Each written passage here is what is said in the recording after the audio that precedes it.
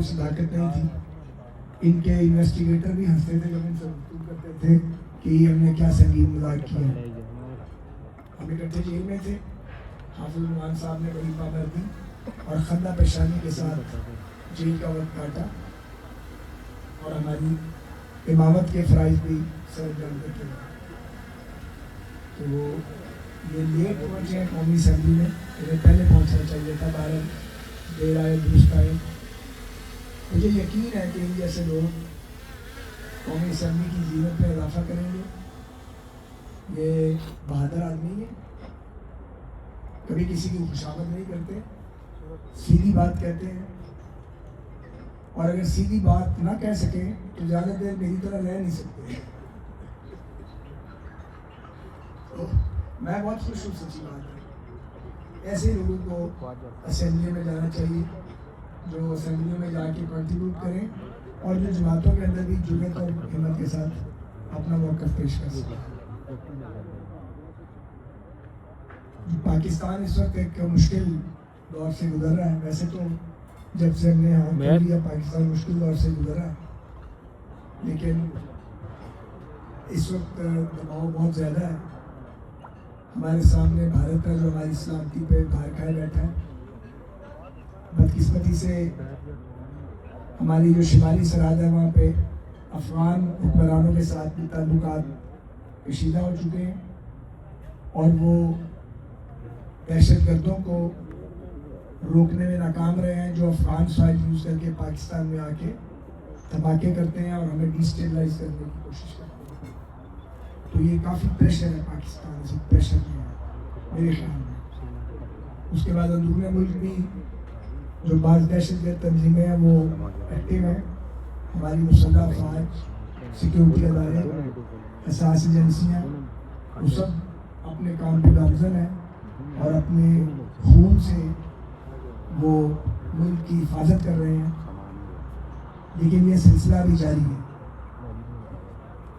اگلی بات جو میں کہنے لگا ہوں یہ میری ذاتی رائے ہے, یہ میری جماعتی رائے تو نہیں ہے. میں اپنی ذات کی نمائندگی ضرور کر سکتا ہوں. میں یہ سمجھتا ہوں کہ یہ وقت پاکستان میں درجہ حرارت نیچے لانے کا وقت ہے, یہ ٹیمپریچر بڑھانے کا وقت نہیں ہے.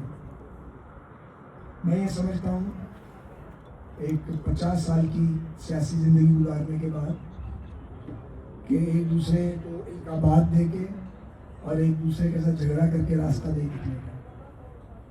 اداروں کا بھی احترام کرنا پڑے گا اور اداروں کو بھی احترام کرنا پڑے گا. دونوں چیزیں کرنی پڑیں گی. ٹیمپریچر نیچے آنا چاہیے اور پاکستان کے اندر ایک دوسرے سے بات چیت کا راستہ نکلنا چاہیے. جو لوگ اپوزیشن میں آج وہ کل حکومت میں تھے, جب وہ حکومت میں تھے تو بدقسمتی سے انہیں کوئی بات سمجھ نہیں آتی تھی. ہم انہیں کہتے تھے کہ آپ کی باری آئے گی, انہیں سمجھ ہی نہیں آتی تھی. اب ان کی باری آ گئی, اب باری ختم ہونے میں نہیں آ رہی. مجھ جیسے لوگ یہ نہیں چاہتے کہ ہمارے مخالفین تکلیف کاٹے, مگر ہم یہ بھی نہیں چاہتے کہ اداروں کی بے توقیدی ہو, اور ہم یہ بھی نہیں چاہتے کہ ملک ڈیسٹیبلائز ہو. اس لیے راستہ ایک ہی ہے, جتنا چاہیں جھگڑا کرنے ایک دوسرے کے ساتھ, آخر کار آپ کو بات کرنی پڑے گی. نہ کوئی سیاسی حقیقت کبھی ختم ہو سکی ہے اور نہ اداروں کو ختم کیا جا سکتا. اس لیے میں اسی سوچ کی وجہ سے اپنے آپ کو تھوڑا سائڈ پہ رکھتا ہوں, اور جب موقع ملتا ہے تو کوشش کرتا ہوں کہ بات نہ کروں. اور آپ نے بات کرنے کو کہا ہے تو میں نے اپنے پیرائے میں اپنی رائے آپ کے آگے رکھی ہے.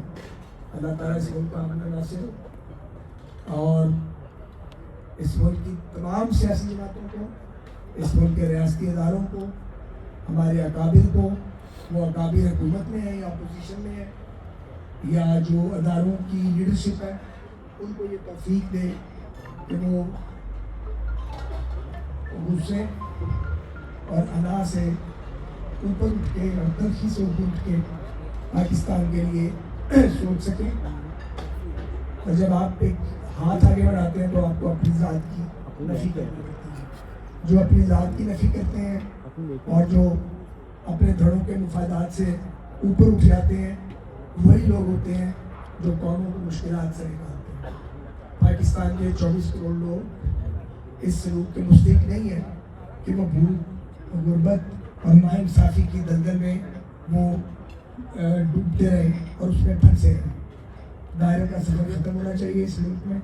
ہمیں ایک دوسرے سے بات کرنی چاہیے اور معقول بات کو سنا جانا چاہیے اور معقول بات ہی کو کیا جانا چاہیے.